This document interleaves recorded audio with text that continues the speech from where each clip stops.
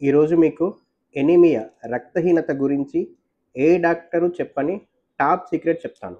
ఈ సీక్రెట్ వల్ల మీరు బ్లడ్ ఎక్కించుకోవాల్సిన అవసరం లేదు, ఇంజెక్షన్స్ పెట్టించుకోవాల్సిన అవసరం లేదు, ఈవెన్ టాబ్లెట్ కూడా వాడాల్సిన అవసరం లేదు.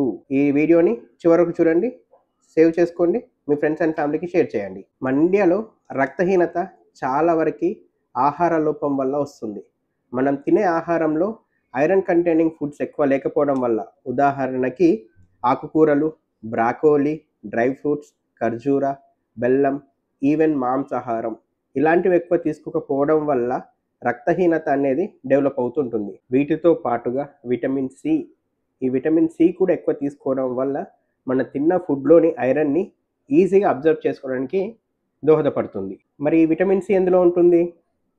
నిమ్మకాయలు, సంత్రాలు, మోసంబిలు వీటిలో చాలా విరివిగా విటమిన్ సి ఉంటుంది. ఇప్పుడు నేను చెప్పిన ఐరన్ కంటైనింగ్ ఫుడ్స్తో పాటుగా ఈ విటమిన్ సి కంటైనింగ్ ఫుడ్స్ కూడా కలిపి తీసుకోవడం వల్ల రక్తహీనతని పూర్తి స్థాయిలో అధిగమించవచ్చు. సో ఫ్రెండ్స్, మీ రక్తంలో హిమోగ్లోబిన్ లెవెల్ ఎంత ఉందో కింద కామెంట్ రూపంలో తెలియజేయడం మర్చిపోకండి.